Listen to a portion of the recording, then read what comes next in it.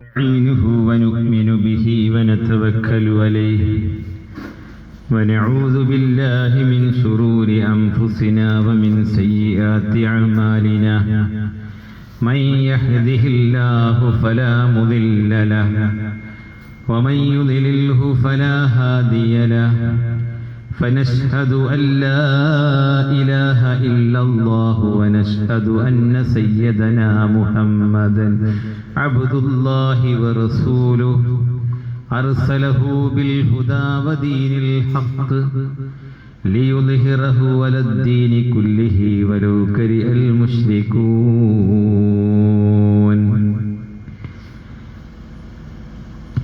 قال الله سبحانه وتعالى في شهن حبيبه إن الله وملائكته يصلون على النبي يا أيها الذين آمنوا صلوا عليه وسلموا تسليما. اللهم صل على سيدنا محمد وعلى آل سيدنا محمد وبارك وسلم عليه. اللهم صل على سيدنا محمد وعلى آل سيدنا محمد وبارك وسلم عليه. اللهم صل على سيدنا محمد وعلى آل سيدنا محمد وبارك وسلم عليه. المرء مع من أحب. قال رسول الله صلى الله عليه وسلم يا سيدي يا رسول الله خذ بيدي ما لي سواك ولا ألوي إلى أحد فأنت نور الهدى في كل كائنتي وأنت سر الندى يا خير معتمدي وأنت حقا غياث الخلق أجمعهم وأنت هادي الورى لله ذي الشدد. مولاي صل وسلم دائما أبدا على حبيبك خير للخلق كلهم. അൽഹംദുലില്ലാഹ്. അല്ലാഹു സുബ്ഹാനഹു വ തആല നമ്മളെ മുസ്ലിമീങ്ങളാക്കി മുഅ്മിനീങ്ങളാക്കി ഈമാനുള്ളവരാക്കി. അൽഹംദുലില്ലാഹ്. ഒരു അൽഹംദുലില്ലാഹ് പറയും. എന്തെല്ലാം സംഗതിക്ക് നമ്മൾ അൽഹംദുലില്ലാഹ് പറയുന്നുണ്ട്. ദുന്യവിയായിട്ട് എന്തൊക്കെ നേട്ടങ്ങൾ കിട്ടിയാലും ഉടനെ നമ്മൾ അൽഹംദുലില്ലാഹ് പറയാറുണ്ട്. പറയുന്നവർ ഈമാൻ കിട്ടിയതിൻ്റെ പേരിൽ നമ്മൾ അൽഹംദുലില്ലാഹ് പറഞ്ഞിട്ടുണ്ടോ? ഒരു അൽഹംദുലില്ലാഹ് പറയും. അള്ളാഹു നമ്മളൊക്കെ മുസ്ലിമീങ്ങളാക്കിയില്ലേ, മുഅ്മിനീങ്ങളാക്കി. അൽഹംദുലില്ലാഹ്. അതിനു പുറമെ സല്ലല്ലാഹു അലൈഹി വസല്ലമ തങ്ങളുടെ ഖൈറു ഉമ്മത്തിൽ അള്ളാഹു നമ്മൾ ഉൾപ്പെടുത്തി. അൽഹംദുലില്ലാഹ്. അതിനും പുറമെ മഹാന്മാര് സ്ഥാപിച്ച ഒരു മജ്ലിസിൽ ഒരുമിച്ച് കൂടാനുള്ള തൗഫീക്ക് നമുക്ക് നൽകി. അൽഹംദുലില്ലാഹ്. ഇത് ഇൽമിന്റെ മജ്ലിസ്. മൊബൈലിൽ നിന്ന് കേട്ട ഇൽമിന്റെ മജ്ലിസിന്റെ മഹത്വം കിട്ടൂല. വീട്ടിലിരുന്ന് കേട്ടാൽ ഇൽമിന്റെ മജ്ലിസിന്റെ മഹത്വം കിട്ടൂല. ഇൽമിന്റെ മജ്ലിസിന്റെ മഹത്വം കിട്ടണമെങ്കിൽ ആ ഇൽമിന്റെ മജ്ലിസിലേക്ക് വരണം. ഇൽമിന്റെ മജ്ലിസിന് വലിയ മഹത്തുണ്ട്, വലിയ ബഹുമാനുണ്ട്. നബി സല്ലല്ലാഹു അലൈഹി വസല്ലമ തങ്ങൾ ഇൽമിന്റെ മജ്ലിസിനെ കുറിച്ച് എന്താ പറഞ്ഞത്? മജ്ലിസുൽ ഇൽമി റൗദത്തും മിൻ റിയാദിൽ ജന്ന. ഇതേ സംഗതി നബി സല്ലല്ലാഹു അലൈഹി വസല്ലമ തങ്ങൾ പറഞ്ഞതിന്റെ അടിസ്ഥാനത്തിൽ നമ്മൾ മദീനയിൽ ചെന്ന് നോക്കിയാൽ വലിയ തിരക്ക് കാണാം. ഒരു സ്ഥലത്ത് വലിയ തിക്കും തിരക്കും. ഇപ്പോ കൊറോണയ്ക്ക് ശേഷം പിന്നെ പാസ് കൊണ്ടേ അങ്ങോട്ട് കയറ്റും. പ്രത്യേകമായ പാസ് എടുക്കണം. ആ പാസ് എടുത്താലേ അങ്ങോട്ട് കയറ്റുള്ളൂ. അങ്ങനൊരു സ്ഥലം മദീനയിലുണ്ട്. മദീനത്തെ പള്ളിയിലുണ്ട്. മാ ബൈന ഖബരി വ മിംബരി റൗദത്തും മിൻ റിയാദിൽ ജന്ന. അല്ലാഹുവിന്റെ റസൂൽ പറഞ്ഞു, മാ ബൈന ഖബരി വ മിംബരി റൗദത്തും മിൻ റിയാദിൽ ജന്ന. എന്റെ ഖബറിന്റെയും മിമ്പറിന്റെയും ഇടയിലുള്ള സ്ഥലം അത് റൗദത്തും മിൻ റിയാദിൽ ജന്നയാണ്. സ്വർഗീയമായ പൂന്തോട്ടങ്ങളിൽ നിന്ന്, സ്വർഗീയമായ തോട്ടങ്ങളിൽ നിന്നുള്ളൊരു തോട്ടമാണ്. ഈ പറഞ്ഞതിൻ്റെ അർത്ഥം പല നിലക്കും പണ്ഡിതന്മാര് അതിനെ വിശദീകരിച്ചിട്ടുണ്ട്. അതിലൊന്ന്, ആ സ്ഥലത്ത് ഇബാദത്ത് ചെയ്യുക എന്നുള്ളത്, അവിടെ സന്നിഹിതമാകുക എന്നുള്ളത് അത് സ്വർഗത്തിലേക്ക് എത്തിക്കുന്ന ഒരു സംഗതിയാണ്. അപ്പോ ഇത് ഇൽമിന്റെ മജ്‌ലിസാണ്. അവിടെ ഭയങ്കര തിരക്കായിരിക്കും. ഇവിടെ തിരക്ക് കാണില്ല. രണ്ടും പറഞ്ഞത് ഒരാളെന്നല്ലേ. മാ ബൈന ഖബരി വ മിംബരി റൗദത്തും മിൻ റിയാദിൽ ജന്ന എന്ന് പറഞ്ഞത് എന്റെ ഖബറിന്റെയും മിംബറിന്റെയും ഇടയിലുള്ള സ്ഥലം അത് സ്വർഗമാണ് എന്ന് പറഞ്ഞത് നബി സല്ലല്ലാഹു അലൈഹി വസല്ലമ തങ്ങളാണ്. ആ നബി തങ്ങൾ തന്നെയാണ് ഇൽമിന്റെ മജ്‌ലിസിനെ കുറിച്ച് പറഞ്ഞത്. മജ്‌ലിസുൽ ഇൽമി റൗദത്തും മിൻ റിയാദിൽ ജന്ന. രണ്ടും ഒരാൾ തന്നെ പറഞ്ഞത്, ഒരേ നാവിൽ നിന്ന് തന്നെ, ഒരിക്കലും കളവ് പറയാത്ത സാദിഖുൽ മസ്തൂക്കായ മുഹമ്മദുർ റസൂലുള്ളാഹി. പിന്നെ എന്തുകൊണ്ടാണ് ഇൽമിന്റെ മജ്‌ലിസിൽ ആള് കുറവ്? അപ്പൊ ആളുകൾക്ക് ബോധമല്ല, അല്ലെങ്കിൽ തൗഫീഖില്ല. തൗഫീഖുള്ള ആളുകൾ വളരെ കുറച്ചല്ലേ ഉണ്ടാകുള്ളൂ. തൗഫീഖുള്ള ആളുകൾ വളരെ കുറച്ചുണ്ടാകുള്ളൂ. അള്ളാഹു മുവഫ്ഫിഖീങ്ങളിൽ, തൗഫീഖുള്ള ആളുകളിൽ അള്ളാഹു നമ്മൾ ഉൾപ്പെടുത്തി അനുഗ്രഹിക്കുമാറാവട്ടെ. അപ്പൊ ഇൽമിന്റെ മജ്‌ലിസിന്റെ മഹത്വം പറഞ്ഞതാണ്. ഇൻഷാ അല്ലാഹ് ഇനി നാളെയുണ്ട്. നാളെ ഷഫീഖ് വൈസി കായംകുളം അല്ലേ, അതുപോലെ തന്നെ വെള്ളിയാഴ്ച സാബിർ യമാനി, പിന്നെ ശനിയാഴ്ച സമാപന ദുആ സമ്മേളനം.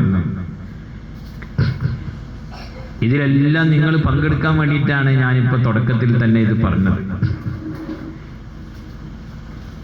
ഞാൻ ഇവിടെ തന്നെ ഉള്ള ആളായതുകൊണ്ട് ഇനി നിങ്ങൾ കുറച്ച് ആളുകൾ കുറവാണെങ്കിൽ എനിക്ക് പ്രശ്നമൊന്നുമില്ല. പക്ഷെ പുറത്തുനിന്ന് ആളുകളൊക്കെ വരുന്ന സമയത്ത് എന്ത് ചെയ്യണം? ഒരു മജ്‌ലിസിനെ, ആ ഒരു മജ്‌ലിസിനോട്, നമ്മുടെ നാടിന് ഇത്തരം മജ്‌ലിസുകളോടൊക്കെ ഒരു ബഹുമാനമുണ്ട് എന്നുള്ളത് നമുക്ക് മനസ്സിലാകുന്ന രൂപത്തിൽ നമ്മൾ നിർവഹിക്കണം. അല്ലാഹു തൗഫീഖ് നൽകി അനുഗ്രഹിക്കുമാറാവട്ടെ. അപ്പൊ ഇന്ന് നമ്മൾ ഇവിടെ തെരഞ്ഞെടുത്തിട്ടുള്ള വിഷയം, സംസാരിക്കാൻ വേണ്ടി പറഞ്ഞിട്ടുള്ളത് നബിയെ അറിയുക എന്നുള്ളതാണ്. ആ വിഷയ സംബന്ധമായി കുറച്ച് കാര്യങ്ങൾ പറഞ്ഞിട്ട് ഞാൻ അവസാനിപ്പിക്കും. കാരണം ഇപ്പോൾ 9:45 നിർത്തുമ്പോഴാണ് നമ്മൾ തുടങ്ങുന്നത്. അള്ളാഹു ഇതിനു വേണ്ടി പ്രവർത്തിച്ച ആളുകൾക്കൊക്കെ അള്ളാഹു ആഫിയത്തുള്ള ദീർഘായുസ് നൽകി ആഖിബത്ത് നന്നാക്കി കൊടുക്കുമാറാവട്ടെ. അതുപോലെ ഇവിടെ പങ്കെടുത്ത എല്ലാ ആളുകളുടെയും ഉദ്ദേശം അള്ളാഹു നിറവേറ്റി തരുമാറാവട്ടെ. ഇവിടുന്ന് എണീറ്റ് പോകുമ്പോൾ എല്ലാ ദോഷങ്ങളും പൊറുക്കപ്പെട്ടവരായിട്ട്, ആ ഇൽമിന്റെ മജ്‌ലിസിന്റെ എല്ലാ ഗുണങ്ങളും ലഭിച്ചവരായിട്ട് ഈ സദസ്സിൽ നിന്ന് പിരിഞ്ഞു പോകാനുള്ള തൗഫീഖ് അള്ളാഹു നമുക്ക് നൽകി അനുഗ്രഹിക്കുമാറാവട്ടെ. നമ്മളൊക്കെ ദുആ ചെയ്യുന്നൊരു ദുആ ആണ്, സ്വാലിഹീങ്ങളിൽ പെടുത്താൻ വേണ്ടിയിട്ട്. നമ്മൾ എന്നല്ല, ബഹുമാനപ്പെട്ട ഇബ്രാഹിം നബി അലൈഹിസ്സലാത്തു വസ്സലാം ദുആ ചെയ്തത് ഖുർആനിലുണ്ട്. വഅൽഹിഖ്നി ബിസ്സാലിഹീൻ. ബഹുമാനപ്പെട്ട യൂസുഫ് നബി അലൈഹിസ്സലാത്തു വസ്സലാം ദുആ ചെയ്തത് ഖുർആനിലുണ്ട്. തവഫനി മുസ്ലിമൻ വഅൽഹിഖ്നി ബിസ്സാലിഹീൻ. നമ്മൾ നിസ്കാരത്തിന്റെ ശേഷമൊക്കെ ദുആ ചെയ്യുന്ന ഒരു ദുആ ആണ്, തവഫന മുസ്ലിമീന വഅൽഹിഖ്നാ ബിസ്സാലിഹീൻ. സ്വാലിഹീങ്ങളോട് ഞങ്ങളെ ചേർക്കണേ എന്നാണ്. സ്വാലിഹ് എന്നുള്ള പദവി അള്ളാഹുവിലേക്ക് അടുക്കുന്ന ഒരാൾക്ക് ലഭിക്കുന്ന പ്രഥമ പദവിയാണ്. ആദ്യത്തെ സ്റ്റേജാണ് സ്വാലിഹ് എന്ന സ്റ്റേജ്. അള്ളാഹു അനുഗ്രഹം ചെയ്ത ആളുകളെ കുറിച്ച് ഖുർആൻ പറയുന്നുണ്ട്. നമ്മൾ നിസ്കാരത്തിൽ ചോദിക്കുന്നുണ്ട് സിറാത്തുൽ മുസ്തഖീം, നേരായ മാർഗം. ആ നേരായ മാർഗം അള്ളാഹു അനുഗ്രഹം ചെയ്ത ആളുകളുടെ മാർഗമാണ് എന്ന് അള്ളാഹു നമുക്ക് വിവരിച്ചു തരുന്നുണ്ട് ഫാത്തിഹയിൽ. ആ അനുഗ്രഹം ചെയ്തവരെ കുറിച്ച് ഖുർആൻ നമ്മളോട് പറഞ്ഞു തരുന്നുണ്ട്.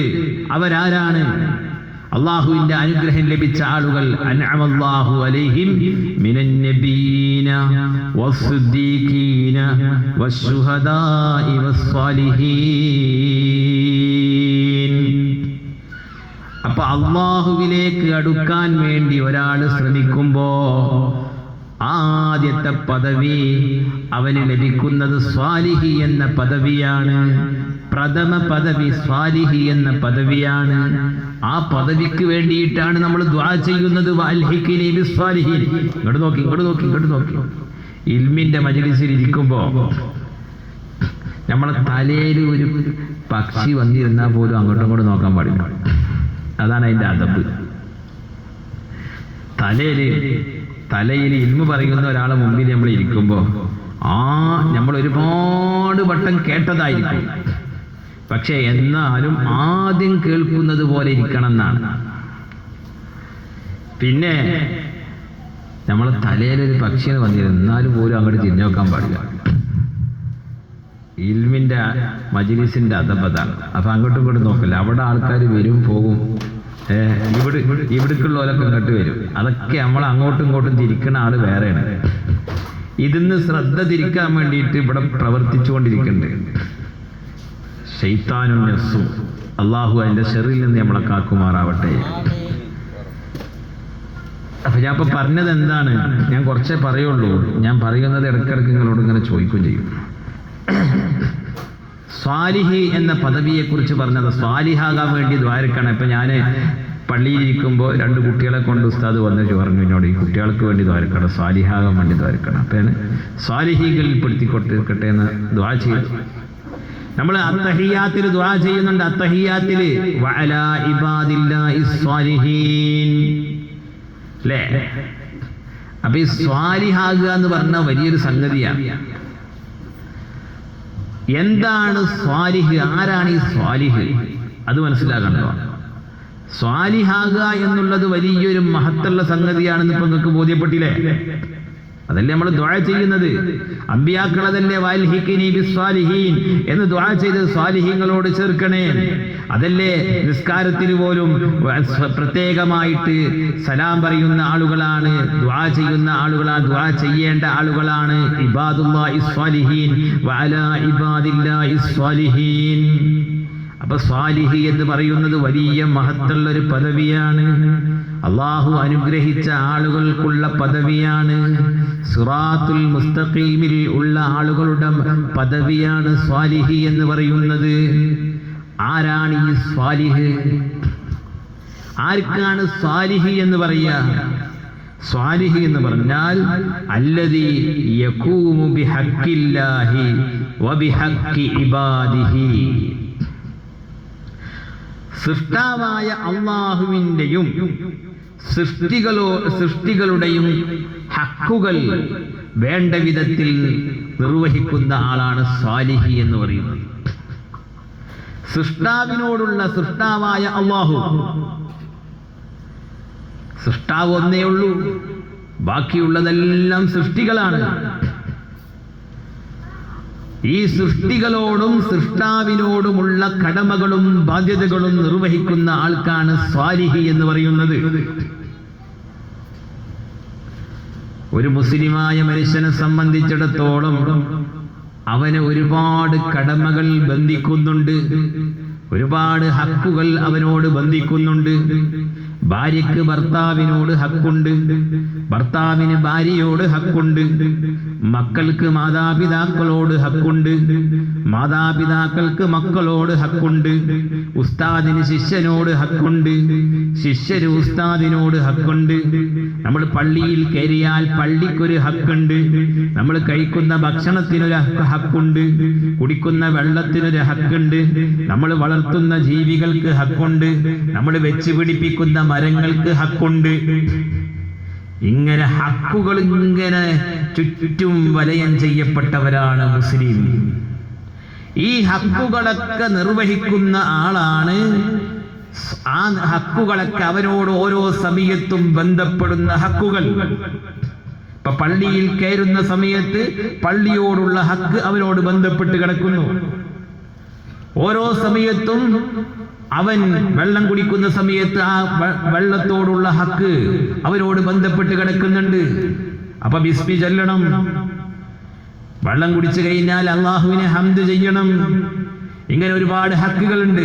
അപ്പൊ ഓരോ സമയത്തും അവനോട് ബന്ധപ്പെട്ട് കിടക്കുന്ന ഹക്കുകൾ, ആ ഹക്കുകൾ യഥാർത്ഥത്തിൽ നിർവഹിക്കുന്ന ആൾക്കാണ് സ്വാലിഹി എന്ന് പറയുക. അപ്പൊ നമ്മളെ കൂട്ടത്തിൽ എത്ര സ്വാലിഹീങ്ങൾ ഉണ്ടാവും? ഈ ഹക്കുകളിൽ നിന്ന്, ഈ കടമകളിൽ നിന്ന്, ബാധ്യതകളിൽ നിന്ന് ഏറ്റവും വലിയ ഹക്ക് ആരോടാണ്? സൃഷ്ടാവായ അള്ളാഹുവിനോടാണ്.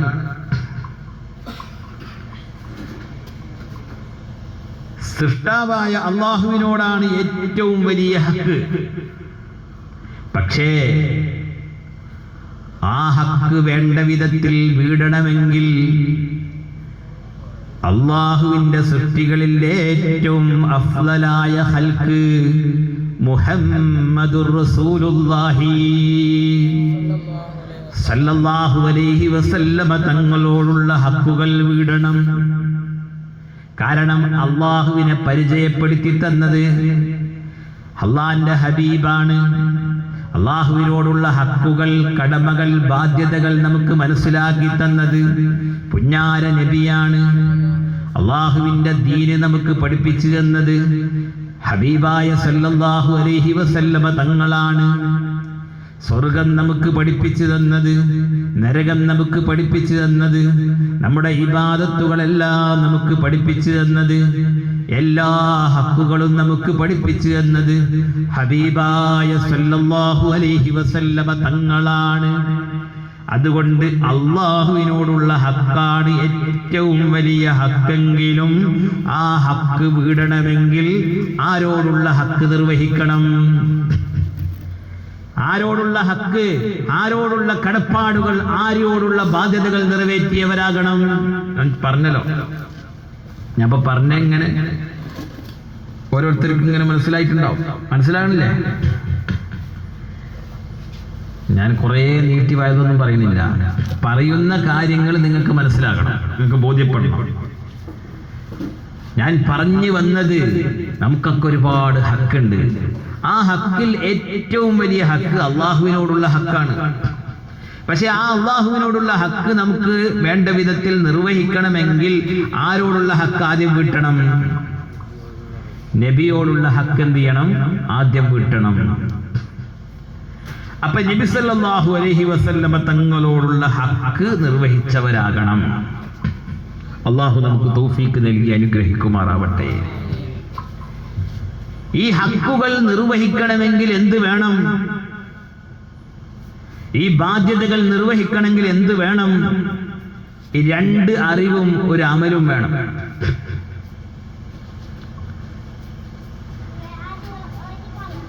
എന്തൊക്കെയാണ് ഹക്കുകൾ, എന്തൊക്കെയാണ് ബാധ്യതകൾ എന്നറിയണം.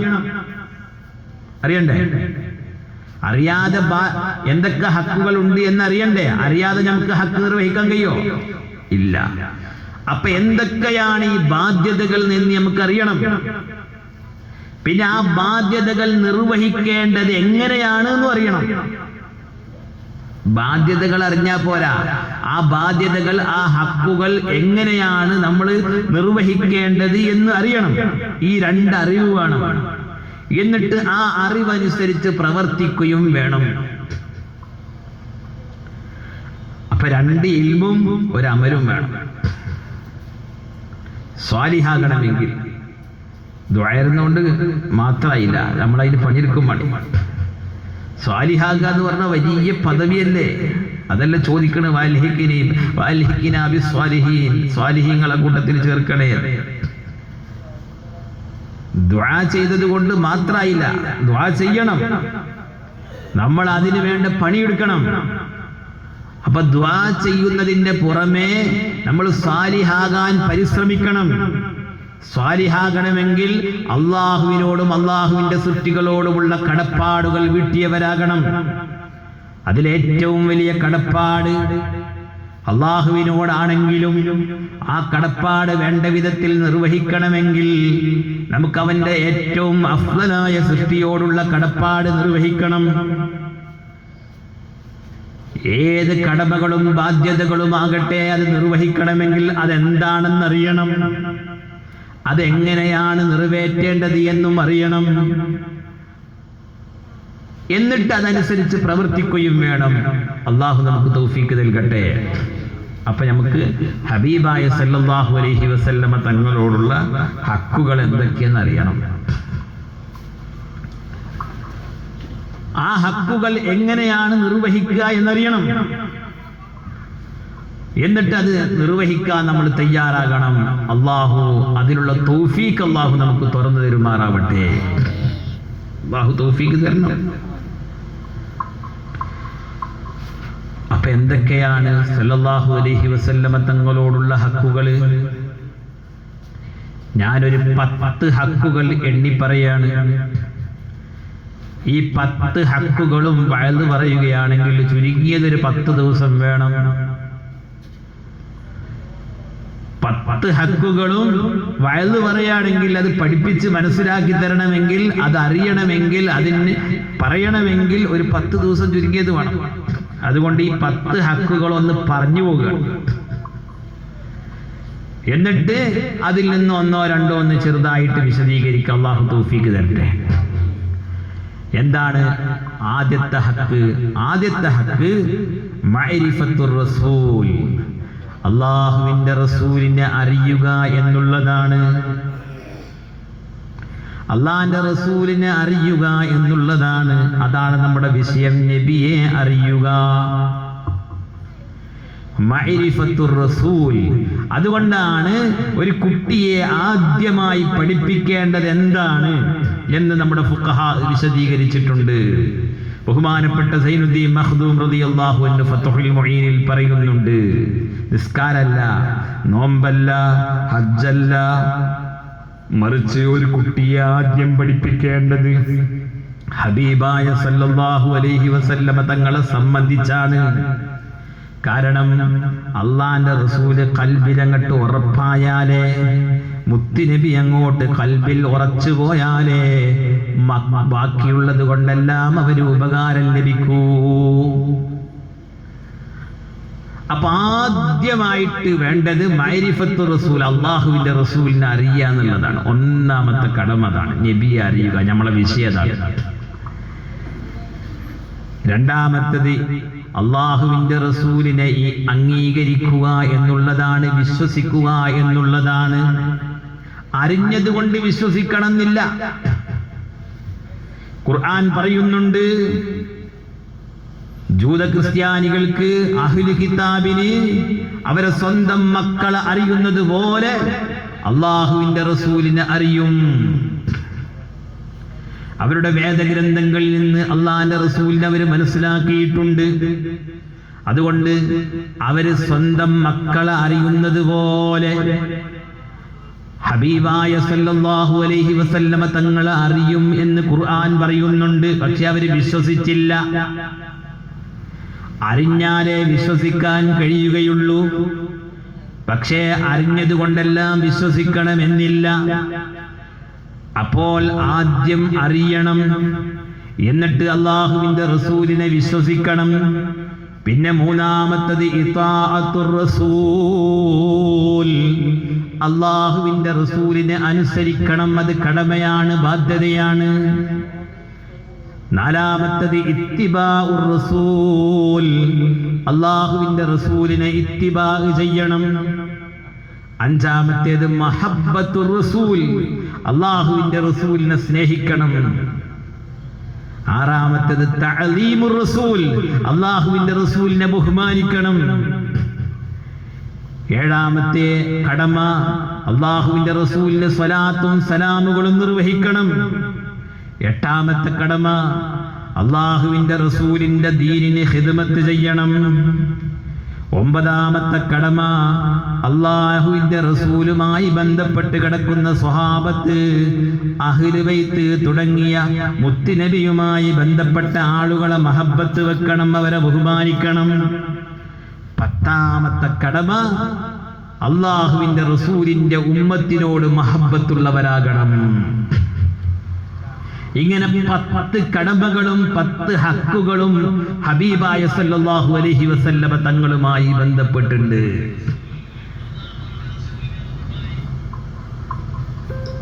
ഈ 10 ഹക്കുകളും വീട്ടിയാലേ ഹബീബായ സല്ലല്ലാഹു അലൈഹി വസല്ലമ തങ്ങളോടുള്ള ഹക്ക് വീടുകയുള്ളൂ.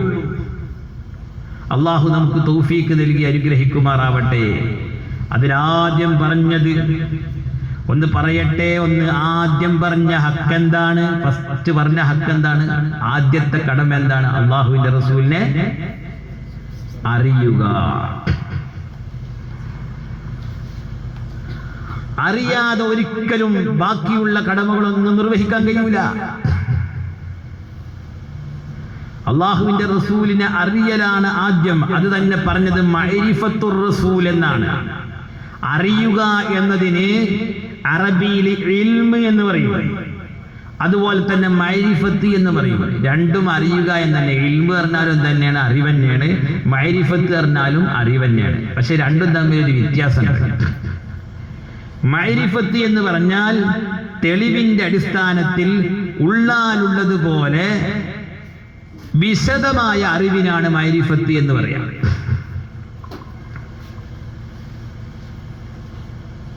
മഅരിഫത്താകണമെങ്കിൽ അറിഞ്ഞാൽ മാത്രം പോരാ, മൊത്തത്തിലൊരറിവ്. ഇപ്പൊ ഇത് പള്ളിയാണെന്ന് മൊത്തത്തിലൊരറിവ്, അതിന് ഇൽമ് എന്ന് പറയാം. ഈ പള്ളിക്ക് എത്ര തൂണുണ്ട്, എത്ര കല്ലി പള്ളിക്ക് ആവശ്യം വന്നിട്ടുണ്ട്, ഈ പള്ളിക്ക് എത്ര സിമന്റ് ആവശ്യം വന്നിട്ടുണ്ട്, ഇങ്ങനെ വിശദമായി അറിയാം. ഇതിനാണ് മഅരിഫത്ത്. അതാണ് ഇൽമും മഅരിഫത്തും തമ്മിലുള്ള വ്യത്യാസം. പിന്നെ ഉള്ളാലുള്ളതുപോലെ അറിയണം, പിന്നെ തെളിവിന്റെ അടിസ്ഥാനത്തിൽ അറിയണം. ഇങ്ങനെയാകുമ്പോഴേ മഅരിഫത്താകുള്ളൂ. അപ്പൊ ഹബീബായ സല്ലല്ലാഹു അലൈഹി വസല്ലമ തങ്ങൾ അറിയണം. മുഹമ്മദ് ബിൻ അബ്ദുള്ളയെ അറിഞ്ഞാൽ പോരാ, മുഹമ്മദുർ റസൂലുള്ളാഹി അറിയണം. അബ്ദുള്ളയുടെയും ആമിനയുടെയും മകനായി ജനിച്ച മുഹമ്മദ് സല്ലല്ലാഹു അലൈഹി വസല്ലം സലാത്തിൽ മുഹമ്മദ് ബിൻ അബ്ദുള്ളയെ അറിഞ്ഞാൽ പോരാ.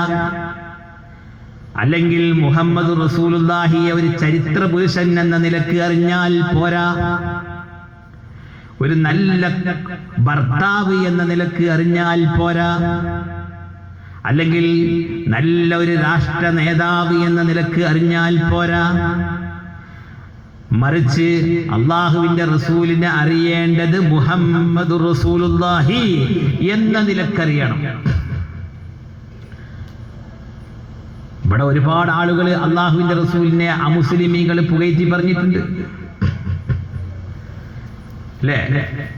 ബർണാഡ് ഷയെ പോലെയുള്ള ഒരുപാട് ആളുകൾ, ഗാന്ധിജി അടക്കം ഒരുപാട് ആളുകൾ ഹബീബായ സല്ലല്ലാഹു അലൈഹി വസല്ലം തങ്ങളെ പുകഴ്ത്തി പറഞ്ഞിട്ടുണ്ട് ചരിത്രത്തിൽ. പക്ഷെ അവരൊന്നും മുഹമ്മദ് റസൂലുള്ളാഹി അറിഞ്ഞിട്ടില്ല. അവരൊന്നും നൂറാകുന്ന മുഹമ്മദ് റസൂലുള്ളാഹി അറിഞ്ഞിട്ടില്ല. അപ്പൊ മുഹമ്മദ് റസൂലുള്ളാഹി അറിയണം. മുഹമ്മദ് ബിൻ അബ്ദുള്ള എന്ന ഒരു സാധാരണ മനുഷ്യൻ അറിഞ്ഞത് കൊണ്ട് കാര്യമില്ല, ഒരു ചരിത്ര പുരുഷൻ എന്ന നിലക്ക് അറിഞ്ഞത് കൊണ്ട് കാര്യമില്ല. മറിച്ച് മുഹമ്മദ് റസൂലുള്ള എന്ന അറിവ് വേണം. അബ്ദുല്ലാഹിയുടെയും ആമിന ബീവിയുടെയും റളിയല്ലാഹു അൻഹുമ മകനായിട്ട് ഈ ഭൂമിയിൽ ഉദയം ചെയ്ത അല്ലാഹു ആദ്യം പടച്ച ആ നൂറാകുന്ന മുഹമ്മദുർ റസൂലുള്ളാഹി അള്ളാഹുവിന്റെ റസൂലാണെന്ന് അറിയണം. അറിയാന്ന് പറഞ്ഞാൽ 3 നിലക്കുള്ള അറിവുണ്ട്. 3 നിലക്കുള്ള അറിവുണ്ട്. ഇപ്പോ ഒരു ഗ്ലാസ് ചായ, ആ ചായ കുടിക്കാൻ പോവുകയാണ്. ചായ കുടിക്കാൻ പോകുന്നതിന് മുമ്പ് അതിലൊരാൾ പറഞ്ഞു മധുരണ്ട് എന്ന് നമ്മളോട് പറഞ്ഞു. മധുരണ്ട് എന്ന് പറഞ്ഞു. അറിവ് 3 നിലക്കുള്ള അറിവുണ്ട്. ഒരാൾ ചായ കുടിക്കാൻ പോകുക, അപ്പൊ ഇതിൽ മധുരണ്ട്, ഷുഗർ രോഗിയാണെന്ന് വിചാരിച്ചിട്ട് എന്ത് ചെയ്താണ്? അപ്പൊ അങ്ങനെയാണല്ലോ, അധികം മധുരം ഇടാത്തവരായിരിക്കും. അപ്പോ ഇതിൽ മധുരണ്ട് ഇട്ടോ എന്ന് പറഞ്ഞു ഒരാൾ നമ്മളോട്. നമുക്ക് ഉറപ്പാകുമോ മധുരണ്ട്? പറഞ്ഞ ആളെ നോക്കിയിട്ട് നമുക്ക് ഉറപ്പാകും. ഇനി അയാളെന്നെ മാറ്റി പറഞ്ഞു, ഞാൻ വെറുതെ പറഞ്ഞതാണെന്ന് പറഞ്ഞു, എന്നാ നമ്മൾ ആ ഉറപ്പ് പോവുകയും ചെയ്യും. അപ്പൊ ഒരാൾ പറഞ്ഞു കേട്ടതിന്റെ അടിസ്ഥാനത്തിലുള്ള അറിവുണ്ട്. അതിന് ഇൽമുൽ യഖീൻ എന്നാണ് പറയാ. പറഞ്ഞു കേട്ടതിന്റെ അടിസ്ഥാനത്തിൽ ഒരു ഉറപ്പ് കിട്ടും. ഇപ്പൊ മുഹമ്മദ് റസൂലുള്ളാഹിയെ നമുക്ക് ഉറപ്പുണ്ട്, നമ്മളെ മനസ്സ് അംഗീകരിക്കുന്നുണ്ട് റസൂലുള്ളാഹിയാണ്, ഇല്ലേ? അംഗീകരിക്കണില്ലേ? മുസൈലിമത്തുൽ കദ്ദാബിനെ അംഗീകരിക്കണ്ടോ? മനസ്സ് തട്ടണില്ലേ? മുസൈലിമത്തുൽ കദ്ദാബ് റസൂലാണ് എന്ന് പറഞ്ഞാൽ നിങ്ങളെ മനസ്സ് അംഗീകരിക്കോ? ഇല്ല, അത് തള്ളിക്കളയണം. നേരെ മറിച്ച് മുഹമ്മദ് റസൂലുള്ളാഹിയെ അംഗീകരിക്കുന്നുണ്ട്, അത് റസൂലാണെന്ന് അംഗീകരിക്കണില്ലേ? അതിനെന്നെ ഈമാൻ എന്ന് പറയാം. ഈ അംഗീകാരം എങ്ങനെ കിട്ടി? ഈ അംഗീകാരം പറഞ്ഞിങ്ങനെ കേട്ടതിന്റെ അടിസ്ഥാനത്തിൽ കിട്ടിയതാണോ? അതിനാണ് ഇൽമുൽ യഖീൻ എന്ന് പറയുന്നത്. അങ്ങനെ ഒരു ഉറപ്പ് കിട്ടിയിട്ടുണ്ട്. ആ ഉറപ്പ് മതി, ഉറപ്പായിട്ടുണ്ടെങ്കിൽ. പക്ഷെ അതാരെങ്കിലും സംശയിപ്പിച്ച, വല്ല യുക്തിവാദിയും വല്ല നിരക്കും സംസാരിച്ച അപ്പായക്കി പോവും. ചായ ഈ മധുരണ്ട് എന്ന് പറഞ്ഞ ആള് തന്നെ മാറ്റി പറഞ്ഞാൽ, അല്ലെങ്കിൽ വേറൊരാൾ അപ്പുറത്തുനിന്ന് പറഞ്ഞു എന്ത് അതിൽ മധുരമൊന്നുമില്ല, അത് വെറുതെ പറയാൻ കിട്ടോ എന്ന് പറഞ്ഞാൽ സംശയമായി. അപ്പൊ പറഞ്ഞു കേട്ടതിന്റെ അടിസ്ഥാനത്തിൽ കിട്ടുന്ന ഒരു അറിവുണ്ട്. ആ അറിവിനാണ് ഇൽമുൽ യഖീൻ എന്ന് പറയുക. അത് ചിലപ്പോ നീങ്ങിപ്പോകാം. പിന്നെ രണ്ടാമത്തൊരു ഉറപ്പുണ്ട്. ഈ ഗ്ലാസ് ഇങ്ങനെ നോക്കി വെക്കുമ്പോ, ഞാൻ പറയുന്ന വിഷയം കഥ പറച്ചിലല്ല, അതുകൊണ്ട് ഇത് പെട്ടെന്ന് നിങ്ങളെ തലേക്ക് കയറൂല, എന്നാ കേറേണ്ട സംഗതിയാണിത്. അപ്പൊ നിങ്ങൾ ശ്രദ്ധിക്കാതിരുന്നാൽ തീരെ കയറിയൂല.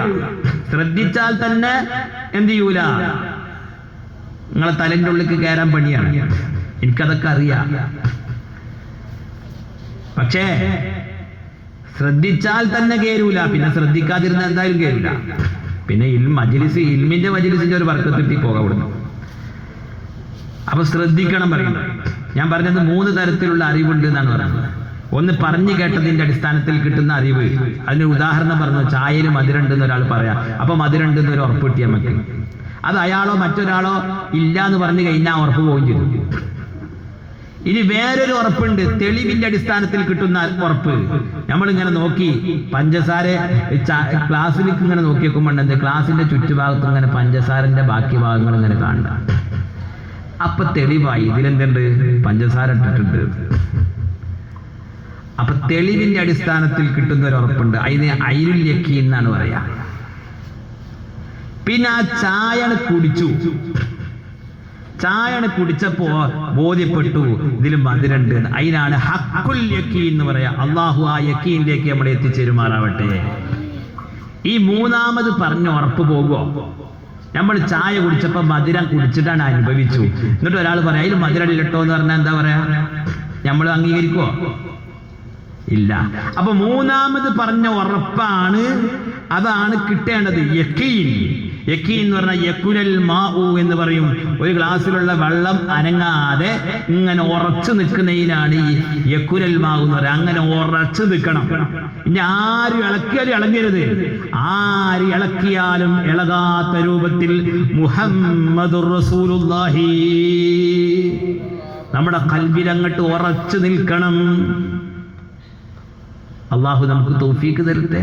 അത് അള്ളാഹ് തരുന്നതാണ്. അതിനാദ്യം ഇപ്പൊ നമുക്ക് ഇൽമുൽ യഖീനുണ്ട്. കുറെ ആൾക്കാർ പറഞ്ഞു കേട്ട ഇതിന്റെ അടിസ്ഥാനത്തിൽ റസൂലുള്ളാഹി ആണെന്ന് മനസ്സിലായിട്ടുണ്ട്, ഒരു ഉറപ്പ് കിട്ടിയിട്ടുണ്ട്. തെളിവിന്റെ അടിസ്ഥാനത്തിൽ നമുക്ക് ഉറപ്പ് കിട്ടണം. എന്നിട്ട് മൂന്നാമത് പിന്നെ അള്ളാഹു തആല അങ്ങോട്ട് തരുന്ന സംഗതിയാണ് ഹഖുൽ യഖീൻ. സ്വഹാബത്തിനൊക്കെ അതായിരുന്നു. സ്വഹാബത്തിനൊക്കെ ഹഖുൽ യഖീനാണ്. അതുകൊണ്ടാണ് അവരുടെ ശരീരത്തെ ഇഞ്ചിഞ്ചായി പിച്ചി ചീന്തിയപ്പോഴും അവര് മുഹമ്മദുർ റസൂലുള്ളാഹ് എന്ന് പറഞ്ഞത്. ഉമ്മു അമ്മാറ എന്ന് പറയുന്ന ഒരു മഹദി ഉണ്ടായിരുന്നു. ആ മഹദിയുടെ ഒരു മകന്റെ പേരാണ് ഹബീബ് ബിനു സയ്യിദ് ബിനു ആസിം. ഹബീബ് ബിനു സയ്യിദ് റളിയല്ലാഹു അൻഹു സ്വഹാബിയാണ്.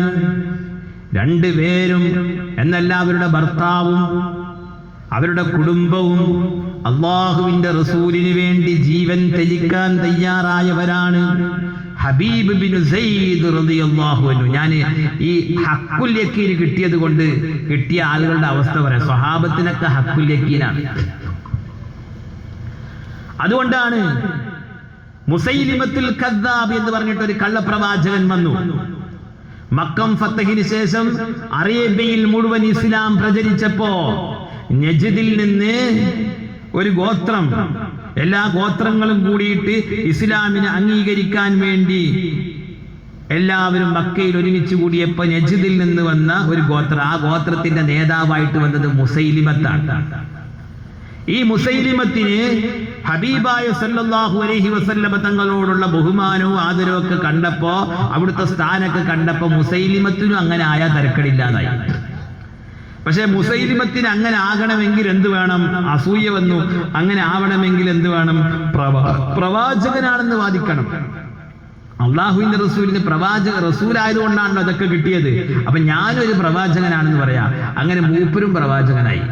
മുസൈലിമത്തുൽ കദ്ദാബ്, കള്ളെന്നാണ് അതിനർത്ഥം. കദ്ദാബായ മുസൈലിമത്ത്, പെരുങ്കള്ളെന്നാണ് കദ്ദാബ് പറഞ്ഞ അർത്ഥം. അയാളുടെ ഗോത്രത്തിൽ ചെന്നിട്ട് ഞാനും പ്രവാചകനാണെന്ന് പറഞ്ഞപ്പോ കുറെ ആൾക്കാർ അയാളൊപ്പം കൂടി. അപ്പൊ അദ്ദേഹം അള്ളാഹിന്റെ റസൂലിന് ഒരു കത്തയച്ചു. എന്താണ് കത്തിലുള്ളത്? അള്ളാഹുവിന്റെ പ്രവാചകനായ മുസൈലിമത്തിൽ നിന്ന് അള്ളാഹുവിന്റെ പ്രവാചകനായ മുഹമ്മദ് സല്ലല്ലാഹു അലൈഹി വസല്ലമ തങ്ങളിലേക്ക് എഴുതുന്നത്, ഈ ഭൂമി നമുക്ക് രണ്ടായി ഭാഗിക്കാം, പകുതി നിനക്കും പകുതി എനിക്കും. എന്നിട്ട് നമുക്ക് രണ്ടാൾക്കും റസൂലായിട്ട് വാഴാം. അള്ളാഹുവിന്റെ റസൂൽ അതിന് മറുപടി എഴുതി, ബിസ്മില്ലാഹിർ റഹ്മാനിർ റഹീം. അള്ളാഹുവിന്റെ റസൂലായ മുഹമ്മദ് സല്ലല്ലാഹു അലൈഹി വസല്ലമ തങ്ങളിൽ നിന്ന് കള്ളനായ പെരുങ്കള്ളനായ മുസൈലിമത്തുൽ കദ്ദാബിലേക്ക്, നീ അള്ളാഹുവിന്റെ റസൂലല്ല, ഞാൻ അള്ളാഹുവിന്റെ റസൂലാണ്. ഭൂമി പിന്നെ എന്റേതുമല്ല നിന്റേതുമല്ല, അത് അള്ളാഹുവിൻ്റെതാണ്. ഇങ്ങനെ മറുപടി എഴുതി. ഈ മറുപടി കൊടുത്തയച്ചത് ഹബീബ് ബിനു സയ്യിദ് റളിയല്ലാഹു അൻഹുവിന്റെ കയ്യിലാണ്. അദ്ദേഹം ഈ കത്തുമായി ചെന്നു മുസൈലിമത്തിലേക്ക്. ഈ കത്ത് വായിച്ചപ്പോ മുസൈലിമത്തിന് ദേഷ്യം വന്നു.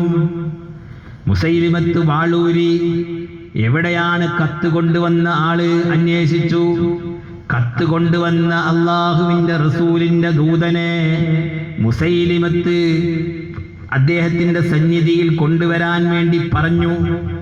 എന്നിട്ട് അള്ളാഹുവിന്റെ റസൂലിനെ കുറിച്ച് ചോദിക്കുകയാണ് ഹബീബ് ബിനു സയ്യിദിനോട് റളിയല്ലാഹു അൻഹു.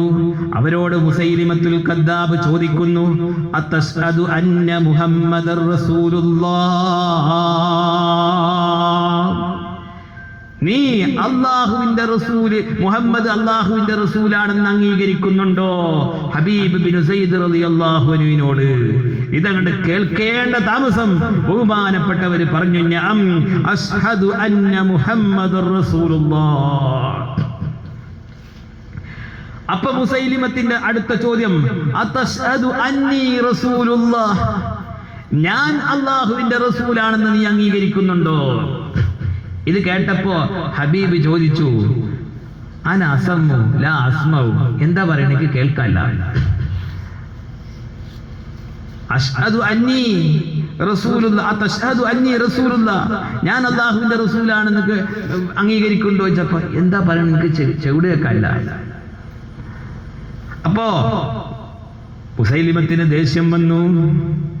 ഹബീബ് ബിൻ സയ്യിദ് തങ്ങളുടെ ശരീരത്തിലുള്ള മാംസം കയ്യിലുള്ള വാളുകൊണ്ട് മുറിച്ചെടുത്തു. ഓരോ കഷ്ണം മാംസം ഇങ്ങനെ മുറിച്ചെടുക്കുകയാണ്. എന്നിട്ട് ചോദിക്കുകയാണ്, അതഷ്ഹദു അന്ന മുഹമ്മദുർ റസൂലുള്ളാഹ്, മുഹമ്മദുർ റസൂലുള്ളാഹ്, അല്ലാഹുവിന്റെ റസൂലാണ് മുഹമ്മദ് എന്ന് നീ അംഗീകരിക്കുന്നുണ്ടോ? ഉടനെ പറയുന്നു, അഷ്ഹദു അന്ന മുഹമ്മദുർ റസൂലുള്ളാഹ്. വീണ്ടും ചോദിക്കുന്നു, അതഷ്ഹദു അന്നീ റസൂലുള്ളാഹ്. മാംസങ്ങനെ വാളുകൊണ്ട് ഇങ്ങനെ മുറിച്ചെടുത്ത് ദൂരക്കരയിട്ടാണ് ചോദിക്കുന്നത്. അങ്ങനെ അപ്പോ ബഹുമാനപ്പെട്ടവര് പറയുന്നു, എനിക്ക് കേൾക്കാനില്ല, ഞാനൊന്നും കേൾക്കുന്നില്ല.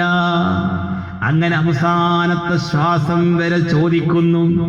അങ്ങനെ ചോദിക്കുമ്പോഴും അവിടുന്ന് ഉറക്കെ പറയുന്നു, അഷ്ഹദു അന്ന മുഹമ്മദുർ റസൂലുള്ളാഹ്. എന്തുകൊണ്ടാ അങ്ങനെ പറയാൻ കഴിഞ്ഞത്?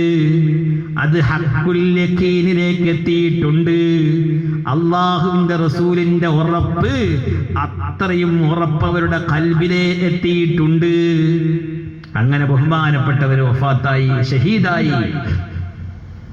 ഈ വാർത്ത മദീനയിലെത്തി. അല്ലാഹുവിന്റെ റസൂലിന്റെ അടുക്കലേക്ക് ഉമ്മ വന്നു. സ്വഹാബികളോട് ചോദിച്ചു, എന്ത് പറ്റി എന്റെ ഹബീബിന്? കത്തുമായിട്ട് പോയതാണല്ലോ മുസൈലിമത്തിന്റെ അടുക്കലേക്ക്, എന്ത് സംഭവിച്ചു? ആ സമയത്ത് ഉമ്മയോട് പറയാൻ സ്വഹാബത്തിനൊരു മടി. അവിടുന്ന് ഷഹീദായിട്ടുണ്ട്. അപ്പൊ ഈ ഉമ്മ പറയുകയാണ്, എന്ത് സംഭവിച്ചാലും നിങ്ങൾ എന്നോട് പറഞ്ഞുകൊള്ളൂ, ഒരു പ്രശ്നവുമില്ല. ആ ഉമ്മാന്റെ ധൈര്യമാണ്. ഉമ്മ അങ്ങനത്തെ ഒരു ഉമ്മയാണ്. ഉഹുദ് യുദ്ധത്തില് അല്ലാഹുവിന്റെ റസൂലിന്റെ ചുറ്റുഭാഗത്തു നിന്നും ഒപ്പമുള്ളവര് മാറിയപ്പോൾ വെള്ളം കൊടുക്കാനും സ്വഹാബത്തിന് ഭക്ഷണവുമായിട്ടൊക്കെ സ്വഹാബത്തിന്റെ കൂടെ പോയ മഹദിയാണ് ഉമ്മു അമ്മാറ റളിയല്ലാഹു അൻഹാ. അവര് അല്ലാഹുവിന്റെ റസൂലിന്റെ അടുക്കൽ നിന്ന് സ്വഹാബത്ത് മാറിപ്പോകുന്നത് കണ്ടപ്പോൾ ഒരു വേള ഉഹുദ് യുദ്ധത്തില് ആ സമയത്ത് പടച്ചട്ട അണിഞ്ഞുകൊണ്ട് സ്ത്രീയായ അവര് അല്ലാഹുവിന്റെ റസൂലിന്റെ മുമ്പിൽ വന്നുകൊണ്ട് പ്രതിരോധം തീർക്കുകയാണ്. അങ്ങനെ അവിടുത്തെ ശരീരത്തിൽ 13 വെട്ടുകളേറ്റിട്ടുണ്ട് ഉഹുദ് യുദ്ധത്തില്. അല്ലാഹുവിന്റെ റസൂൽ അവരെ കുറിച്ച് പറയുകയാണ്, ഞാനിങ്ങനെ വലത്ത് നോക്കുമ്പോ വലത്തും ഉമ്മു അമ്മാറ, ഇടത്തും ഉമ്മു അമ്മാറ, മുമ്പിലും ഉമ്മു അമ്മാറ, എന്റെ എവിടെ നോക്കിയാലും ഉമ്മു അമ്മാറ പ്രതിരോധം തീർക്കുകയാണ്. അള്ളാഹുവിന്റെ റസൂലിനോട് ഉമ്മു അമ്മാറ ചോദിക്കുകയാണ്, നബിയെ, എനിക്കും എന്റെ കുടുംബത്തിനും അവിടുത്തെ കൂടെ സ്വർഗത്തിൽ കൂടണം. അപ്പൊ അള്ളാഹുവിന്റെ റസൂല് ദുആ ചെയ്ത് കൊടുക്കുന്നു, അല്ലാഹുമ്മ ജ്അൽഹും, അവരെ പടച്ചവരെ നീ എന്റെ റുഫഖ, എന്റെ കൂടെ സ്വർഗത്തിൽ ഒരുമിച്ച് കൂട്ടിത്തരണേ. ആ മഹദിയാണ് ഉമ്മു അമ്മാറ. അതുകൊണ്ട് ഉമ്മു അമ്മാറ പറയാണ്, നിങ്ങൾ എന്തുണ്ടെങ്കിലും പറഞ്ഞോളൂ, ധൈര്യമാണ്, എനിക്ക് പേടിക്കേണ്ടതില്ല. ആ സമയത്ത് ഈ സംഭവം ഉമ്മു അമ്മാറയുടെ മുമ്പിൽ വിശദീകരിച്ചു കൊടുക്കുമ്പോ, ഉമ്മമാരെ, സഹോദരിമാരെ, നമ്മുടെ ഈമാൻ എവിടെയാണ്? നമുക്കെവിടെയാണ് മുഹമ്മദ് റസൂലുള്ളാഹിയിൽ ഉറപ്പ്? അവരുടെ ഈമാൻ ഒന്ന് നോക്ക് നിങ്ങൾ. അവരാ സമയത്ത് പറയുന്നു, അള്ളാഹുവിന്റെ റസൂലിന്റെ മുമ്പിൽ വെച്ചുകൊണ്ട് പറയുന്നു, ഞാൻ എൻ്റെ ഹബീബിനെ 10 മാസം ഗർഭം ചുമന്നത് മുഹമ്മദ് റസൂലുള്ളാഹിക്ക് വേണ്ടിയാണ്. ഞാൻ എൻ്റെ ഹബീബിനെ ഞാൻ മുലയൂട്ടിയതും ഞാൻ താരാട്ട് പാടി ഉറക്കിയതും ഞാൻ വളർത്തി വലുതാക്കിയതും മുഹമ്മദ് റസൂലുള്ളാഹിക്ക് വേണ്ടിയാണ്. എൻ്റെ ഹബീബ് അതിൽ വിജയിച്ചു പോയി. അൽഹംദുലില്ലാഹ്. അതാണ് യഖീൻ, അതാണ് ഹഖ്ഖുൽ യഖീൻ ഉള്ളവരുടെ അവസ്ഥ. സ്വഹാബത്തിനൊക്കെ അങ്ങനെയായി. അതുകൊണ്ട് അവർക്ക് എന്ത് പ്രശ്നം വന്നാലും അവർക്ക് ഒരു കുലുക്കും സംഭവിക്കൂല. അവർക്ക് ഉറപ്പാണത് മുഹമ്മദ് റസൂലുള്ളാഹിയാണ്. ഇവിടുന്ന് പറയുന്നത് മുഴുവനും സത്യമാണ്. ഒരിക്കലും ഇവിടുന്ന് കളവ് പറയൂല. സ്വർഗം സത്യമാണ്, നരകം സത്യമാണ്. ഇവിടുന്ന് പറയുന്ന കാര്യങ്ങൾ മുഴുവനും ഹക്കാണ്. അതിലൊരു സംശയവുമില്ല. ഇപ്പൊ രാത്രിയാണെന്ന് നമുക്ക് ഉറപ്പല്ലേ? അതേപോലെ ഉറപ്പാണ് അവർക്ക് മുഹമ്മദ് റസൂലുള്ളാഹി. അതുകൊണ്ട് ആ നിലക്കുള്ള ഹഖുൽ യഖീനിലേക്കാണ് നമ്മൾ എത്തേണ്ടത്. അള്ളാഹു നമുക്ക് തൗഫീക്ക് നൽകട്ടെ. അത് അള്ളാഹു തരുന്നൊരു സംഗതിയാണ്. ഹഖുൽ യഖീന് അള്ളാഹു തരുന്നൊരു സംഗതിയാണ്. അള്ളാഹു തരണത്. അതിന് മുമ്പ് എന്ത് വേണം? നമുക്ക് ഐനുൽ യഖീന് വേണം, ഇൽമുൽ യഖീന് വേണം. ഇൽമുൽ യഖീൻ അൽഹംദുലില്ലാഹ് ഇപ്പൊ നമുക്ക് കണ്ട് ആളുകൾ പറഞ്ഞ് കേട്ടിട്ട് എന്ത് ചെയ്തിട്ടുണ്ട്? മുഹമ്മദ് റസൂലുള്ളാഹിയാണ് ഉറച്ചിട്ടുണ്ട്. ഇനി ഇത് അടക്കം വരുമല്ലേ? ഒരു യുക്തിവാദി വന്നിട്ട് പ്രസംഗി എന്ന് യുക്തിവാദികളുടെ ഒരു കാലാണ് ഇന്ന്. രാവിലെ മുസ്ലിമായവൻ വൈകുന്നേരം കാഫിറാകാണ്, മുർത്തദ്ദാകാണ്. അള്ളാഹുവിന്റെ റസൂൽ പറഞ്ഞത് അവസാന നാളാകുമ്പോ അള്ളാഹ് എന്ന് പറയുന്ന ഒരാൾ ഉണ്ടാവൂല. അങ്ങോട്ട് എത്തണല്ലോ. അതുകൊണ്ട് രാവിലെ മുസ്ലിമായവൻ വൈകുന്നേരം കാഫിറാകുന്നു, വൈകുന്നേരം മുസ്ലിമാവൻ രാവിലെ കാഫിറാകുന്നു. ഒരു വീഡിയോ കാണുമ്പോഴേക്ക്, ഒരു യുക്തിവാദിയുടെ പ്രസംഗം കേൾക്കുമ്പോഴേക്ക് ഇവന്റെ ഖൽബിന് ഇളക്കം സംഭവിക്കുകയാണ്. ഇവിടെ ഹബീബ് ബിൻ സയ്യിദ് എന്നവരെ കഷ്ടമായിട്ട് അവിടുത്തെ മാംസം മുറിച്ചു കളഞ്ഞപ്പോഴും അവിടുത്തേക്ക് ഒരു ഇളക്കവും സംഭവിച്ചില്ല. നമുക്കോ രാത്രി ഒരു യുക്തിവാദിയുടെ വീഡിയോ കേൾക്കുമ്പോഴേക്ക് നമുക്ക് ഇളക്കം സംഭവിച്ചു, നമുക്ക് സംശയമായി, നമ്മളെ യഖീന് പോയി. പിന്നെ എന്ത് യഖീന നമുക്കുള്ളത്? അള്ളാഹു നമ്മളെ കാക്കട്ടെ. നമ്മളെപ്പോഴും ദുആ ചെയ്യണം, അല്ലാഹുമ്മ സബ്ബിത്നാ അലാ ദീനിക്കൽ ഇസ്ലാം. പടച്ചവനെ, നിന്റെ ഇസ്ലാം ദീനിന്റെ മേലിൽ എന്നെ നീ അടിയുറപ്പിച്ച് നിർത്തണേ എന്ന് നമ്മളെപ്പോഴും ദുആ ചെയ്യണം. നമ്മളെ മക്കൾക്ക് വേണ്ടി ദുആ ചെയ്യണം.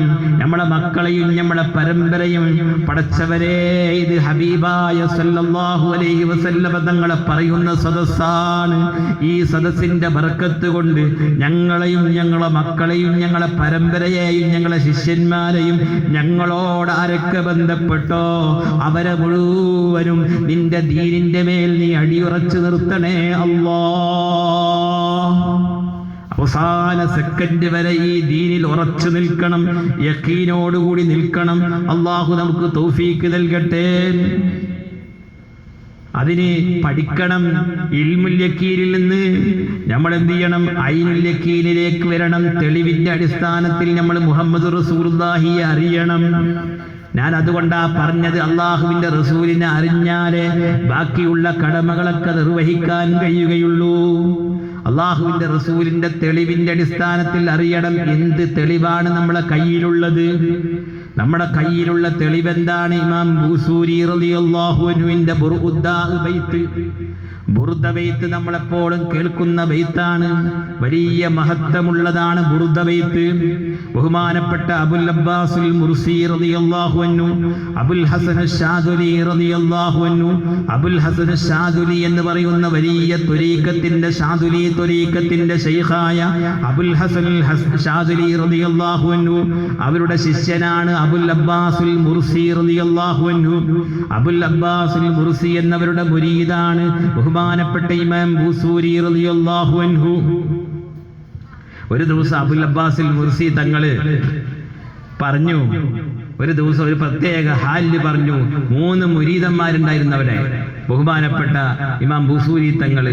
അതുപോലെ ഹിക്മ എന്ന് പറയുന്ന ഒരു കിതാബുണ്ട്, ഇബ്നു അത്താഉല്ലാഹി സിക്കന്ദരി റളിയല്ലാഹു അൻഹു. വേറൊരു മഹാനുണ്ട് യാഖൂത്തുൽ അർശി റളിയല്ലാഹു അൻഹു. എപ്പോഴും അവരുടെ കണ്ണ് അർശിലാണ്, അതുകൊണ്ട് യാഖൂത്തുൽ അർശ് എന്ന പേര്. ഈ 3 മഹാന്മാര് ബഹുമാനപ്പെട്ട അബുൽ അബ്ബാസുൽ മുർസി തങ്ങൾ അടുക്കലിരിക്കുക. ഞാൻ ബർക്കത്തിന് വേണ്ടി ബുർദനെ കുറിച്ച് പറഞ്ഞപ്പോ പറഞ്ഞതാ. ബുർദ എന്ന് പറഞ്ഞത് സാഹിത്യത്തിൽ അങ്ങനെ ഉണ്ടായതല്ല, മറിച്ച് അബുൽ അബ്ബാസുൽ മുർസി തങ്ങൾ ചോദിക്കും, നിങ്ങൾ ഇഷ്ടമുള്ളത് ചോദിച്ചോളി എന്ന് പറഞ്ഞു. അപ്പോ ഇബ്നു അത്താഉല്ലാഹി സിക്കന്ദരി തങ്ങൾ പറഞ്ഞു, അവരൊരു സാഹിത്യകാരനാണ്. എനിക്ക് ഹിക്മത്തുകൾ എന്റെ ഖൽബിൽ നിറഞ്ഞിട്ട് അത് ഏറ്റവും ചുരുങ്ങിയ രൂപത്തിൽ അവതരിപ്പിച്ച് ഒരു കിതാബ് ഉണ്ടാക്കണം. അബുൽ അബ്ബാസ് മുർസി തങ്ങൾ പറഞ്ഞു, അത് നിനക്ക് തന്നു. അതാണ് ഹിക്കമുൽ അതാഇയ്യ. അവർ പിന്നെ ഉണ്ടാക്കിയ കിതാബാണ് ഹിക്കമുൽ അതാഇ. വലിയ ഒരുപാട് രഹസ്യങ്ങൾ അള്ളാഹുവിലേക്ക് യാത്ര ചെയ്യുന്ന ആളുകൾക്ക് അവരുടെ ജീവിതത്തിൽ വേണ്ട കാര്യങ്ങളൊക്കെ നിറഞ്ഞു നിൽക്കുന്ന ഒരു കിതാബാണ്, ഹിക്മത്തുകൾ നിറഞ്ഞ കിതാബാണ്. ഇമാം ബൂസൂരി തങ്ങൾ ചോദിച്ചു അബുൽ അബ്ബാസുൽ മുർസി തങ്ങളോട്, എനിക്ക് അള്ളാഹുവിന്റെ റസൂലിനെ മദ്ഹ് ചെയ്യണം, എന്റെ മുമ്പും എന്റെ ശേഷവും അതുപോലെ ഒരാളും മദ്ഹ് ചെയ്തിട്ടുണ്ടാവരുത്, ആ രീതിയിലുള്ള ഒരു മദ്ഹ് എനിക്ക് വേണം, മദ്ഹ് ചെയ്യണം. അപ്പൊ അബുൽ അബ്ബാസുൽ മുർസി തങ്ങൾ പറഞ്ഞു, അതും നിനക്കതും തന്നു. അതാണ് ബുർദ. യാഖൂത്തുൽ അർശി അവർ പറഞ്ഞു, എനിക്ക് നിങ്ങളെ പോലായാൽ മതി. അപ്പോ യാഖൂത്തുൽ അർശിയോട് പറഞ്ഞു, നീ എന്നെ പോലെയാണ്. ബാക്കിയുള്ള രണ്ടാളും പിന്നീട് അബുൽ അബ്ബാസുൽ മുർസി എന്നവരുടെ ശേഷം യാഖൂത്തുൽ അർശി എന്നവരുടെ അടുക്കലാ ചെല്ലാറുണ്ടായിരുന്നു. യാഖൂത്തുൽ അർശി വലിയ മഹാനാണ്. അവരുടെ ശഫാഅത്ത് അല്ലാഹു നമുക്ക് നൽകി അനുഗ്രഹിക്കുമാറാവട്ടെ. ഒരു ദിവസം ഒരു പ്രാവ് ബഹുമാനപ്പെട്ടവരിയ്ക്കുമ്പോ പ്രാവ് വന്നിട്ട് ചവിട്ടിലെന്തോ പറഞ്ഞു, പക്ഷികളെ ഭാഷക്കാരനാണ്. അപ്പൊ പറഞ്ഞു, അത് ശരിയാവും, നീ പോയിക്കോ. അപ്പൊ പിന്നെയും പ്രാവ് പോണില്ല. അപ്പൊ ഞാൻ വരാന്ന് പറഞ്ഞു. അപ്പൊ ഏതോ ഒരു നാട്ടില് ഈ പ്രാവിന്റെ സംസാരം കേട്ടിട്ട് ആ നാട്ടിലേക്ക് പോവുകയാണ് ബഹുമാനപ്പെട്ട യാഖൂത്തുൽ അർശി. എന്താ പ്രശ്നം എന്ന് വെച്ചാൽ, ഈ പ്രാവ് മുട്ടയിടുന്നതൊക്കെ അവിടുത്തെ മുക്കറി എടുത്തിട്ട് എന്ത് ചെയ്യണം, ആ മുട്ടക്ക് എന്ത് ചെയ്യണം, പൊരിച്ചു തിന്നുകയാണ്. അതാണ് ഇവിടെ വന്നിട്ട് എന്ത് ചെയ്തിക്കണ്, പരാതി പറഞ്ഞിരിക്കണ്. അപ്പൊ ആ പ്രാവിന്റെ പരാതി കേട്ടിട്ട് അവിടെ പോയിട്ട് ആ പരാതി തീർത്ത് മുക്കറിയുടെ അടുത്ത് പോയി പറഞ്ഞു, അത് ചെയ്യരുത്. അപ്പൊ അത്രയും റഹ്മത്തുള്ള ആളാണ്. അതുകൊണ്ട് അവരുടെ റഹ്മത്ത് നമുക്കും അവരുടെ ശഫാഅത്ത് അല്ലാഹു നമുക്ക് നൽകട്ടെ. അപ്പോ യാഖൂത്തുൽ അർശി റളിയല്ലാഹു അൻഹു വലിയ മഹാനാണ്. അപ്പൊ ബുർദ അതാണെന്ന് പറഞ്ഞതാ. അപ്പൊ ബുർദ ശരിക്ക് ബൂസൂരി ഇമാമാണ് ഉണ്ടാക്കിയതെങ്കിലും ബഹുമാനപ്പെട്ട അബുൽ അബ്ബാസുൽ മുർസി തങ്ങളുടേതാണ്. അത് അബുൽ അബ്ബാസുൽ മുർസി തങ്ങൾക്ക് കിട്ടിയതൊക്കെ അബുൽ ഹസൻ ശാദുലി റളിയല്ലാഹു അൻഹുവിന്റേതാണ്. അബുൽ ഹസൻ ശാദുലി തങ്ങളൊരു കിതാബ് ഉണ്ടാക്കിയിട്ടില്ല. അവരോട് ചോദിച്ചു, നിങ്ങൾക്കൊരു കിതാബില്ലേ? അപ്പൊ അവര് പറഞ്ഞു, എന്റെ മുരീദന്മാരൊക്കെ, എന്റെ ശിഷ്യന്മാരൊക്കെ എന്റെ കിതാബുകളാണ്. അപ്പൊ ബുർദിയും ഹിക്കമൊക്കെ അബുൽ ഹസൻ ശാദുലി തങ്ങളുടേതാണ് യഥാർത്ഥത്തിൽ. അവരുടെ മദദ് അല്ലാഹു നമുക്ക് നൽകി അനുഗ്രഹിക്കുമാറാവട്ടെ. അവരെ മദദ് കിട്ടാൻ വേണ്ടി പറഞ്ഞതാണ്. അപ്പൊ ആ ബുർദയിൽ കാണാം അള്ളാഹുവിന്റെ റസൂല് മുഹമ്മദ് റസൂലുള്ളാഹി ആണെന്നതിന് രണ്ട് തെളിവ് പറയുന്നുണ്ട്. കഫാക ബിൽ ഇൽമി ഫിൽ ഉമ്മി മുഅ്ജിസതൻ ഫിൽ ജാഹിലിയത്തി വത്തഅദീബി ഫിൽ ലുതുമി മൗലായ സല്ലി വസല്ലിം ദായിമൻ അബദാ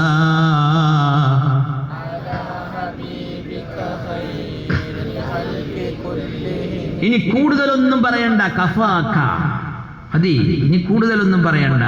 അള്ളാഹുവിന്റെ റസൂലാണെന്നതിന് തെളിവ് കണ്ടോ? രണ്ട് തെളിവ് കുടിച്ചോ.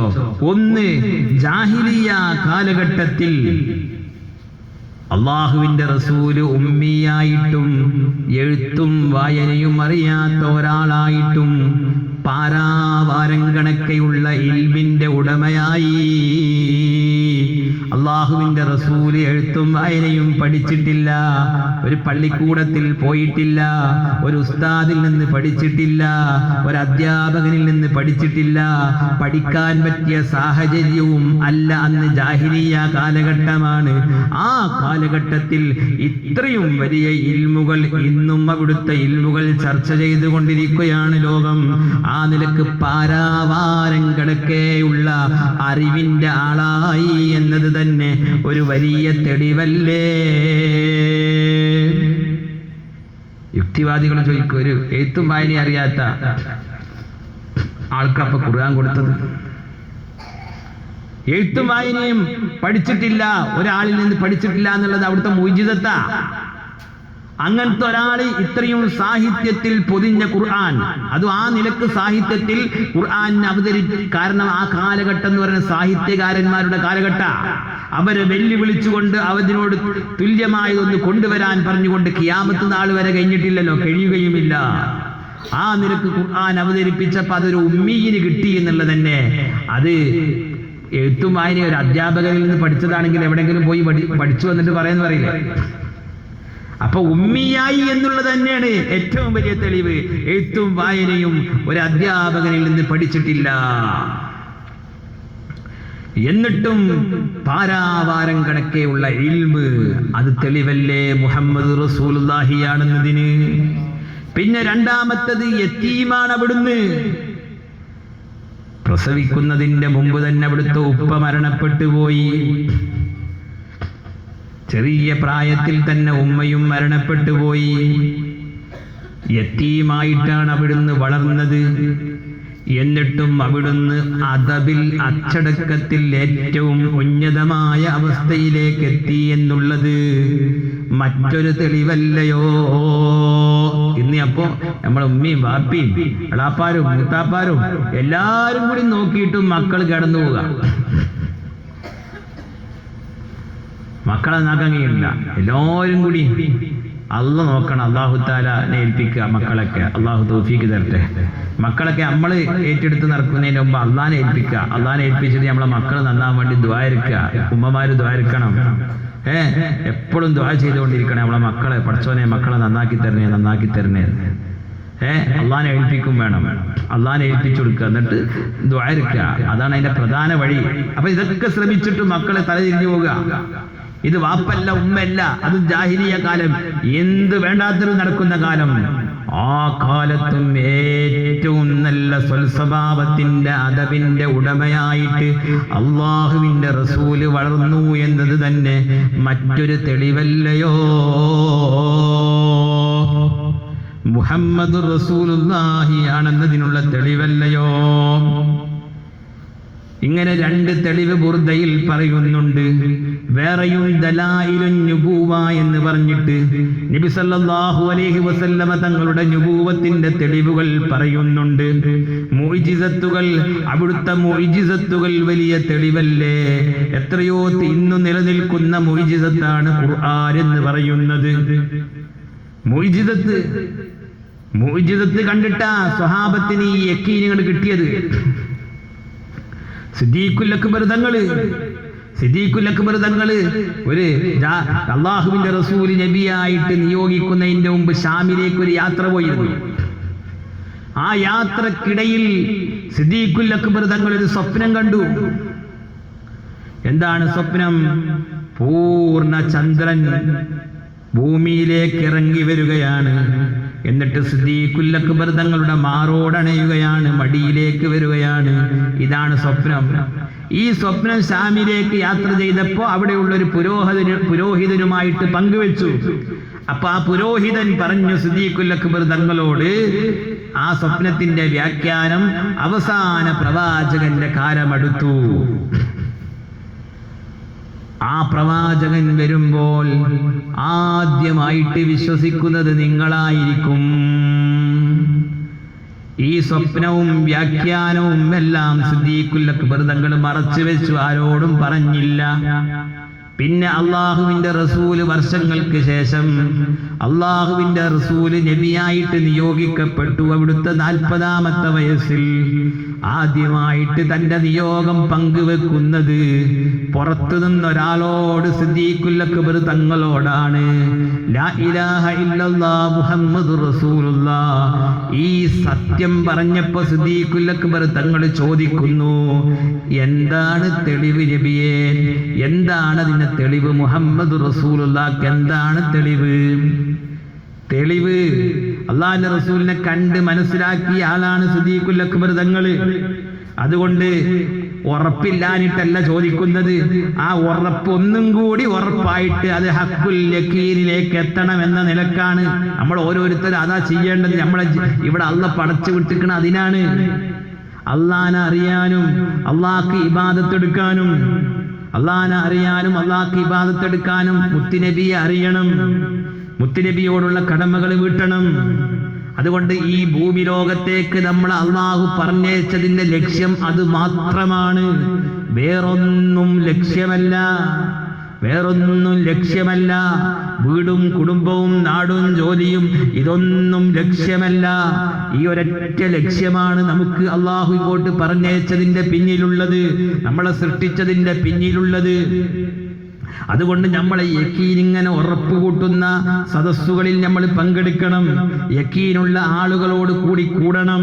സിദ്ദീഖുൽ അക്ബർ തങ്ങൾ തന്റെ ഉറപ്പൊന്നും കൂടി കൂടാൻ വേണ്ടിയിട്ടാ ചോദിക്കുന്നത്.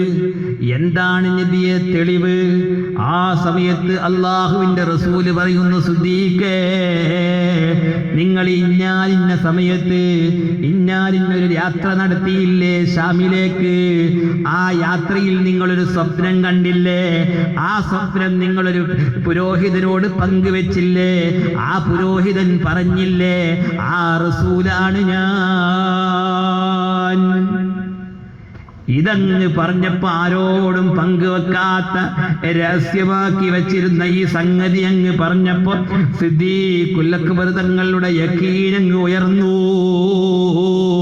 ഹഖുൽ യഖീനിലേക്ക് എത്തി. പിന്നെ ആ യഖീന് പോയിട്ടില്ല. അള്ളാഹു നമുക്ക് തൗഫീഖ് നൽകട്ടെ. അതുകൊണ്ട് അള്ളാഹുവിന്റെ റസൂലിനെ അറിയണം, അറിയാൻ ശ്രമിക്കണം. നമ്മളെവിടെ ശ്രമിക്കുന്ന ഒരു വയലിന്റെ സദസ്സിൽ വരും പോലും പോകാൻ നമുക്ക് മടിയാണ്. മുത്തുനബിയെ അറിയണം എന്ന് നമുക്ക് ഒരു ബോധമില്ല, അറിയണം എന്നുള്ളൊരു ചിന്ത തന്നെയല്ല. അറിയുമ്പോഴേ മുഹമ്മദ് റസൂൽ ഉറപ്പാകുള്ളൂ. അള്ളാഹു തൗഫീഖ് തരട്ടെ. അറിവിങ്ങനെ കൂട്ടണം. ഞാൻ അതുകൊണ്ടാണ് പറഞ്ഞത്, ആദ്യത്തെ മഅരിഫത്തുർ റസൂൽ, അള്ളാഹുവിനെ അറിയുക എന്നുള്ള വിഷയം ഇപ്പൊ തന്നെ 1 മണിക്കൂറായി. ഇനി ബാക്കിയുള്ള ഹക്കുകളൊക്കെ വീട്ടിയ പറയുകയാണെങ്കിൽ 10 ദിവസം പറഞ്ഞാലും തീരൂല. അപ്പൊ അള്ളാഹുവിന്റെ റസൂലിനെ അറിയുക ഒന്നാമതാണ്. പിന്നെ അള്ളാഹു അറിഞ്ഞാലേ അള്ളാഹുവിന്റെ റസൂലിനെ ഉറപ്പിക്കാൻ പറ്റുള്ളൂ. ഉറപ്പിക്കലിനെ ഈമാൻ എന്ന് പറയാം. മുഹമ്മദു റസൂലുള്ളാഹി, മുഹമ്മദ് സല്ലല്ലാഹു അലൈഹി വസല്ലമ തങ്ങൾ അള്ളാഹുവിന്റെ റസൂലാണ് എന്നാണ് അംഗീകരിക്കുക. അതാണ് ഉറപ്പാകുക ഖൽബിൽ. അതിനാണ് ഈമാൻ. അത് അറിയലല്ല, അതിന് ഉറപ്പായി കിട്ടണം. അത് ഇളകാതെ നിൽക്കണം. അതിനാണ് ഈമാൻ തരിക. അതാണ് രണ്ടാമത്തെ കടമ, അവിടുത്തെ വിശ്വസിക്കലാണ്. അള്ളാഹു നമുക്ക് തൗഫീഖ് നൽകി. അൽഹംദുലില്ലാഹ്. ആ ഈമാനിലായിട്ട് നമ്മൾ അള്ളാഹു മരിപ്പിക്കട്ടെ. പിന്നെ മൂന്നാമത്തെ കടമ എന്താ പറഞ്ഞത്? അള്ളാഹുവിന്റെ റസൂലിനെ